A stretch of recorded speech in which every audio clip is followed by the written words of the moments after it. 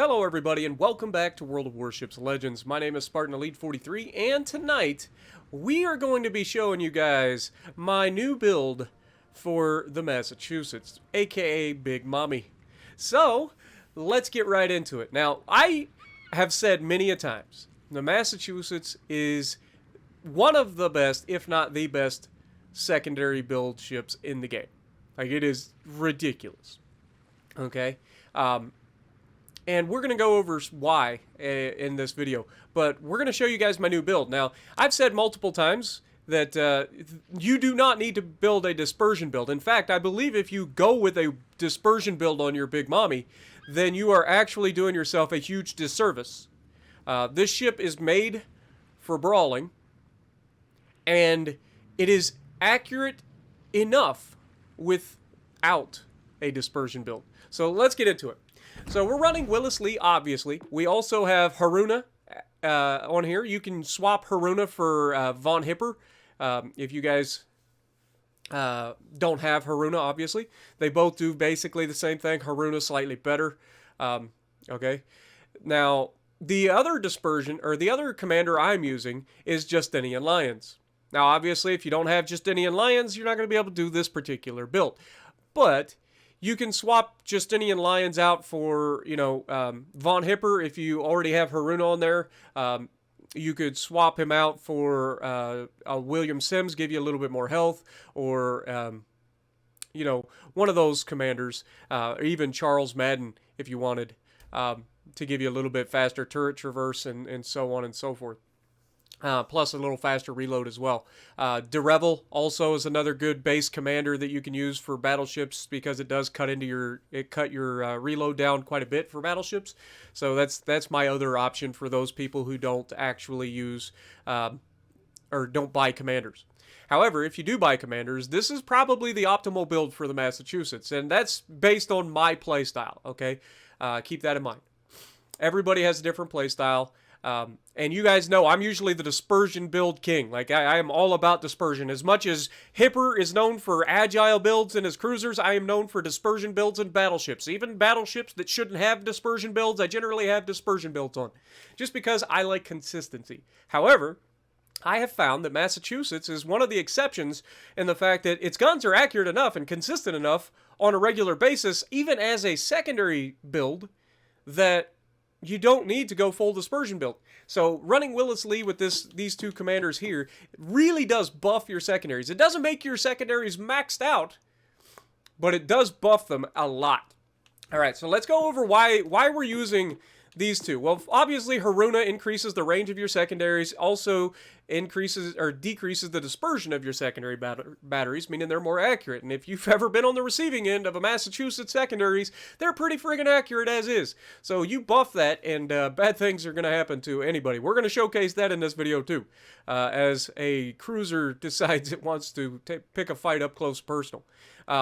And then we have Justinian Lions. Justinian Lions is a commander from way back in the day. I want to say he's from the original, what is that? Warhammer. The original Warhammer DLC, or whatever you want to call it, collab. But anyway, his inspiration literally is increase your battleship's overall damage, as well as the chance of HE shells starting a fire while repair party is active. Now that sounds, at the start of the fight, you're like, oh, why would I care about setting fires in an American battleship? It affects your secondaries, boys. Okay? I'm not joking. You'll see. So, we don't care about shooting HE out of our main guns. The 30% buff to HE shell starting fires is actually on top of the, 5% that the Massachusetts gets normally. So it's got a 35% chance to set a fire with each shell from the secondaries. And of course you have 20 of them, so you've got 10 on either side of the ship, firing every, 5 seconds? 4.5 to 5 seconds? We'll go over the stats in a minute. But it also reduces the amount of damage that your battleship, or it increases the amount of damage that your battleship causes while repair party is active too. So you throw that plane, or you hit that button on the repair, the heal, and your HE from your secondary starts setting fires like crazy. I'm not joking. And then on top of that, your main guns are going to do slightly more damage. It's not a huge buff in damage, but 3.5% or almost 4% with not even a maxed out commander. We're one tier away from being a maxed out commander here for this. And that's not including this guy who's only a 13-2. So you can see, like, this could go up a little bit even more. But, yeah. Anyway, now that you've seen that, obviously we're running the, not one for the nuisance. You guys know I hate the Brawler perk. Do not use the Brawler perk. The Brawler perk is the biggest ripoff you will ever have in your life. Okay? Just forget it even exists. Never use the Brawler perk. It's stupid. All it does is screw you over to where you're basically useless to your team on any map that isn't tiny. Okay? Just don't do it. Sure, it gives you a little better detectability of torpedoes, but generally speaking, you should know where the torp boats are, and you should expect torpedoes to come in, and you've got the turning ability to deal with that anyway. The reload on your guns, I guess you could say that would be a good idea, but you lose 10% of your range for that 10% buff to your reload. Like, I just don't see it's not a good enough trade for me. And that's just my opinion. Obviously, we're running porcupines for even more range of our secondaries, even better shell grouping, which isn't necessarily dispersion. You can see that there are two separate lines here. One is for shell grouping and one is for shell dispersion of our secondaries. Grouping means the shells tend to stay closer together rather than spread out. Dispersion means that the circle that the secondaries are shooting into is smaller, meaning there are more of them going to hit. So you buff both versions of the dispersion of a ship, and you get shells that stay closer together and are more likely to hit the target that you're aiming at. Okay? But it is the two different types of dispersion that you're dealing with. One is grouping, meaning shells stay closer together, but don't necessarily mean they're any more accurate. It just means that if you do get some accuracy out of them and you do hit a ship, you're more likely to hit multiple rounds rather than have them splash all around the ship. And dispersion, like I said, dispersion is the other version of that where it actually, there's like an oval around a ship when you're shooting at it, and this shrinks that oval, meaning that your shells are more likely to land closer to where you're actually aiming. Okay? Obviously, we're running Firefighter, again, trying to negate that HE that everybody knows and loves. And then, of course, Master Mechanic for that extra heals, which is just absolutely nasty. Obviously, you could go with Properly Meticulous here, but getting those extra heals, God, gonna come in handy more often than not. Okay, and then I have Will to Rebuild. A lot of people running with Scissors with a Brawler build. I prefer Will to Rebuild because there's still going to be situations that you're going to wish that you had this. It doesn't happen a lot where you're going to get any support with Will to Rebuild, but for those situations where you would get that help, you're going to miss not having it. So I prefer to run Will to Rebuild for that reason. All right. Let's look at the ship itself. We'll go over our build. We've got Secondary Battery Mod 2, obviously. We've got the Damage Control System Mod 2. We've got Target Acquisition Mod, and we have Artillery Plotting Room. Okay, make them even a little bit better accurate. All right. Loadout. We're running the Alpha Test Flag, and we are running the camo that comes with the Massachusetts when you buy it. We have no boosters on. We have our 5 heals from the running of the Master Mechanic at a level 16 commander, and we have enhanced secondary targeting for our secondaries, obviously. This is huge. Now, survivability, 66,300 hit points. You don't have the best survivability, but you do have 50% torpedo damage reduction, which is huge. Okay. Artillery, you have 9 406mm American 45 caliber 16-inch guns, reaching out to 17 kilometers, which is nice. It's not the long range that you're used to with the Iowa and stuff. However, for a secondary build, you're not going to be trying to be staying at 17 kilometers very often anyway.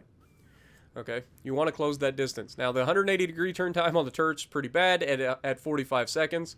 And that's why I say you could run Charles Madden to kind of give you a little bit better reload, as well as getting those turrets turned a little faster.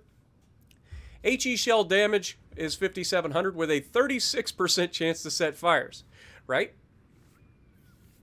And the AP shell maximum damage is 13,100. Now keep in mind, that's with your main guns. Now, the secondaries, you have the 127mm Mark 32, aka the 5-inch 38 that everybody knows and loves. The 20 of them, and you have 10 on either side. 5 dual gun turrets on either side of the ship. It became pretty standard for American battleships pretty much, I don't know, ever since the end of World War I, really. Firing range is 9.8 kilometers with this build, and they reload in 6 seconds. So a little bit slower reloading than, say, the Germans. The Germans 152s, I think, reload in something like 4.5 seconds. And that's a bigger shell or a bigger gun reloading, but is what it is. And then the HE shell damage is 1800 maximum with a 5% chance to set fires. Now, when you trigger that freaking heal, that goes up to a 35% chance of setting fires with those secondaries. And that's where this build comes into its own, because it's nasty.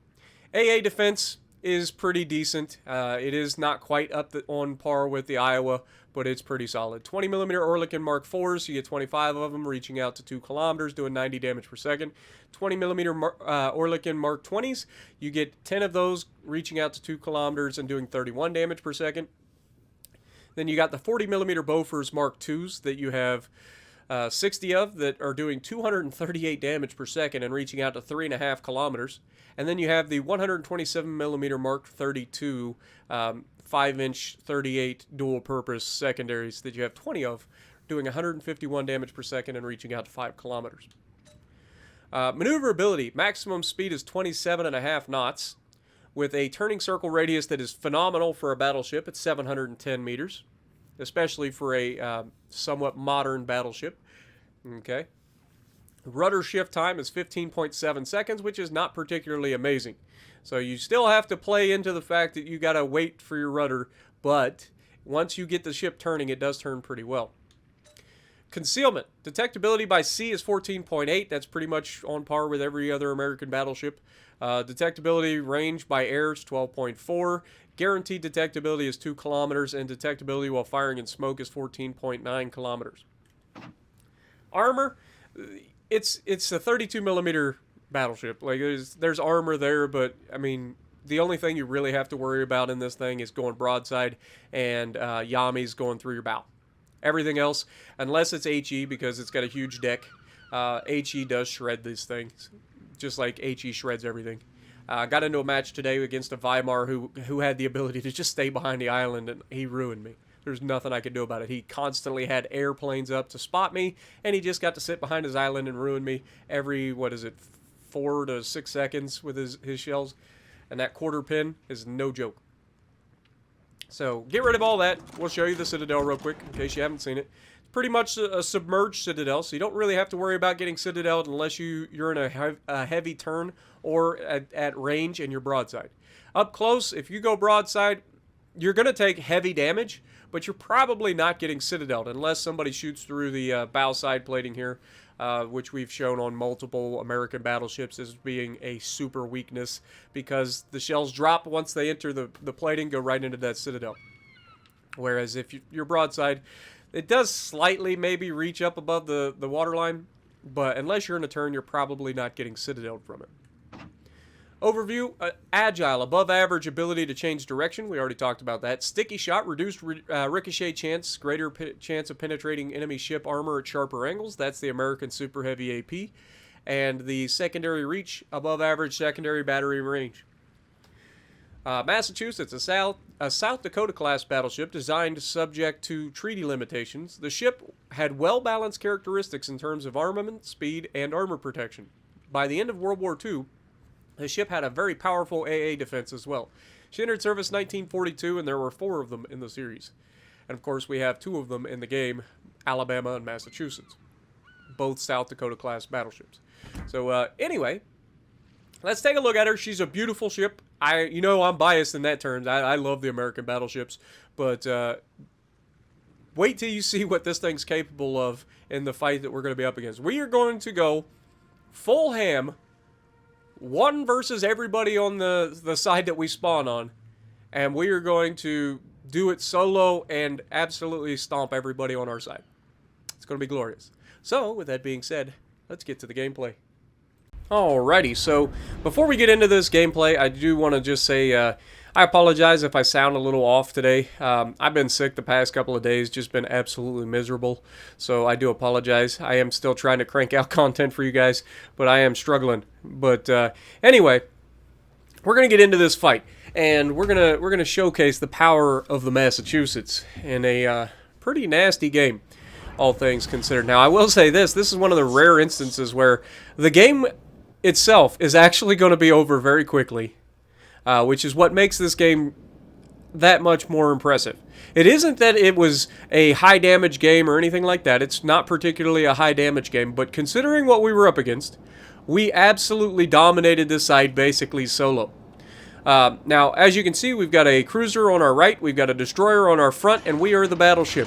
And we are a brawling battleship, which means we're going to close the distance. Now, I felt pretty confident that we were going to be able to easily take this side. No problem. We're up against pretty small odds here. We're a couple of cruisers, a battleship maybe, and a destroyer escort probably. That's what I'm anticipating on this side. And you'll see that that's exactly what we get out of this side. Now, I'm detected here, and I'm like, okay, destroyer comes over in front or maybe off to my right. It's kind of iffy.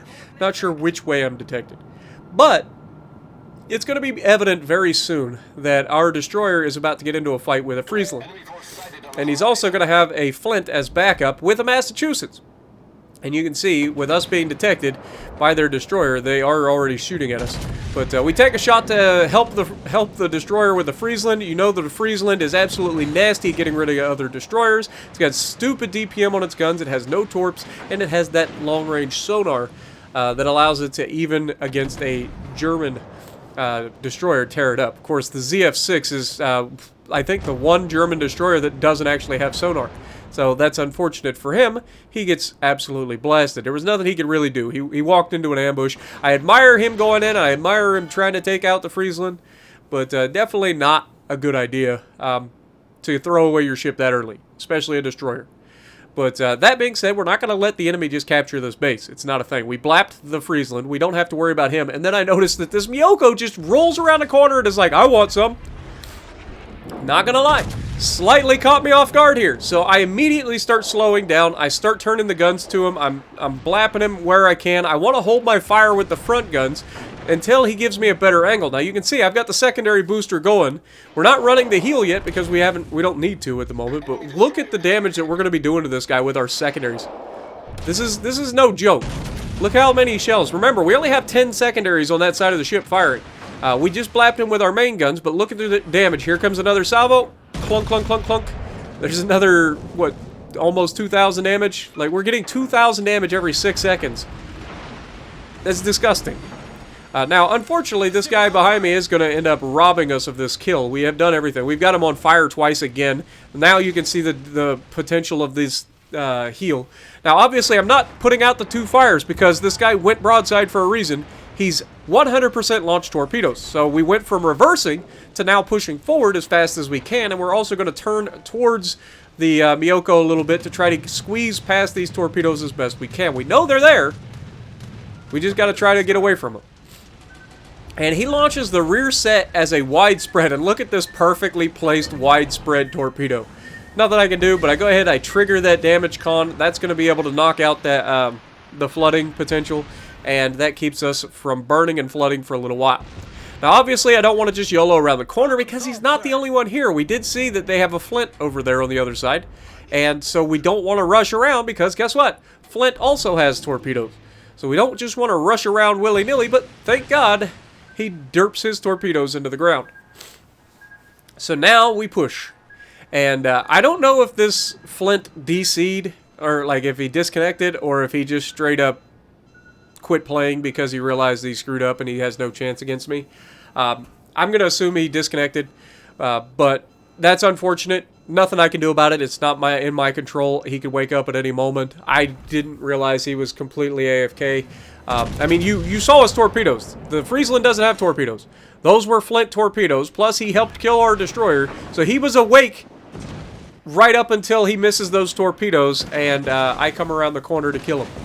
And that's why I think that he actually just stopped playing. I think he realized that he screwed up. He had one chance to kill me with torpedoes. He failed to do so, and he just gave up.